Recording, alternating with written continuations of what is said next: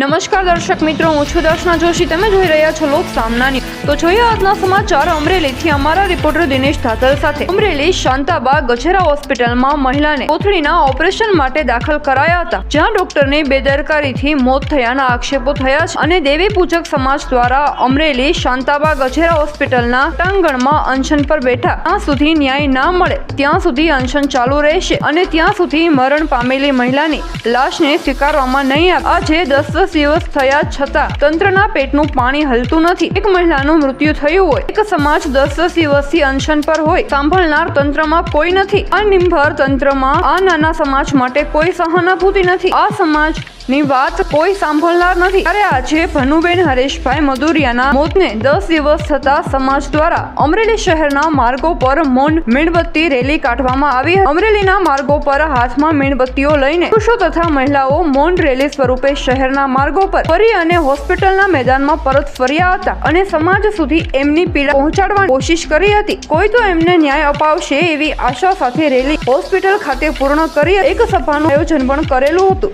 ઘણા વક્તાઓએ પણ આ પરિવારની પીડાને ઉજાગર કરી હતી. બદીનો હોય તો કાલે અમારી બૈરા મરી, કાલ તમારી પણ બૈરા મરશે. આ અમરેલી જિલ્લાના તમામ બૈરાઓને કે બાળકોને તમારા બાળકની સામું જોવો કે આજે અમારી બૈરા માર નાખી, કાલ તમારી બૈરા પણ મારી નાખશે. આ શાંતા જનરલ હોસ્પિટલ એટલે થોડોક તમે વિચારો કે આ એક અમારી બેન દીકરીને માર નાખી, કઈ દુશ્મન નથી એની, પણ કાલે તમારી પણ બેન દીકરી માર નાખશે. એટલે અમે આ તમારી ન્યાય માટે અમે લડી રહ્યા છીએ. આ કઈ એકલી અમારી બેન દીકરી આટુથી નથી લડતા. આજે અમને એમ હતું કે ભાજપ સરકાર એમ હતું કે બધા સમાજ માટે છે, પણ અમને આજ આ ભનીબેનના ન્યાય માટે 12 દિવસ અમારા મેદાનમાં બેહવું પડે છે. એટલે અમને એમ છે કે આ ભાજપ સરકાર દેવી પૂજકની નથી, આ બધા સમાજની છે, પણ દેવી પૂજકની નથી. આજ અમને સાચી ખબર આ ભનીબેનના જ્યારે મૃત્યુ જોઈએ ખબર પડી છે. અત્યારે અમારા દેવી પૂજકના તમામ સંગઠનો એક મળી અને આ ભનીબેનને ન્યાય આપે એવો સરકારશ્રીને અમારું ખૂબ ખૂબ અભિનંદન છે, ખૂબ ખૂબ અમારી વેદના છે એ તમને કહી છીએ. જય હિન્દ, જય ભારત.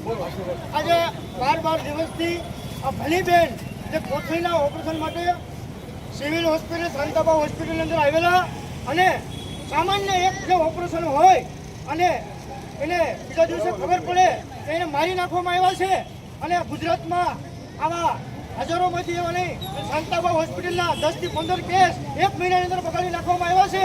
તો અમરેલીની જનતાને પણ એમ જણાવીએ છીએ કે આ શાંતિ હોસ્પિટલમાં જે મેડિકલ સ્ટુડન્ટ દ્વારા આજે શિખાઉ ડૉક્ટર દ્વારા જે બેનનું અમારી સમાજની બેન દીકરીનું જે મારી નાખવામાં આવી છે, તો આની માટે ન્યાય માટે જે ભીખ માંગીએ છીએ 12 દિવસથી અમારી લાશ રાજકોટની ભાવનગરની અંદર કે લાશ ફોલ્ડની અંદર પડી છે, તેમ છતાં હજી ન્યાય નથી મળ્યો. આજે 12મા દિવસે અમારી મૌન રેલીને નીકળી છે, તેમ છતાં હજી સુધી અમે ન્યાય નથી મળ્યો.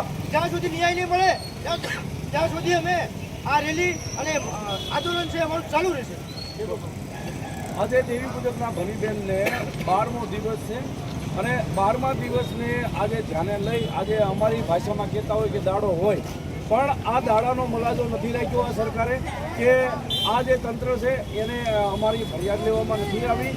અને આજે અમારી જે બોડી છે ભાવનગર સિવિલ ખાતે અત્યારે જે કોલ્ડ સ્ટોરેજમાં રાખેલી છે, આજે એ સડવાની તૈયારીમાં હોય અને આજે મોતનો મુલાજો ન જાળવી અને આજે અમારે 12મા દિવસે અમારે કેન્ડલ માર્ચ અમરેલી બજારમાં કાઢવા પડતા હોય, તો મારે અહીંના જે આગેવાનો હોય, આજના ધારાસભ્યો હોય, અહીંના કોઈ મંત્રીઓ હોય, સાંસદો હોય, એને મારે નમ્ર અપીલ છે કે આમાં તમારા ભાજપની સરકારના જે મંત્રીઓ હોય કે પછી ધારાસભ્યો એને વિનંતી કરું છું કે સામે આવો અને અમારો નાનો જે પરિવાર છે એને આ અમને એક ન્યાય અપાવો. અમે તમારી પાસે ન્યાયની ભીખ માંગીએ છીએ. અમે દેવી પૂજક સમાજ છીએ, અમારે ન્યાયની ભીખ માંગવાની ન હોય. તમારે આ ભાજપની સરકારે અમને સામેથી એમ કહેવું પડે કે તમારે એડી દાખલ થાય, ફરિયાદ દાખલ થાય. તો ફરી મળીશું એક નવા સમાચાર સાથે. ત્યાં સુધી જોતા રહો લોક સામના ન્યૂઝ.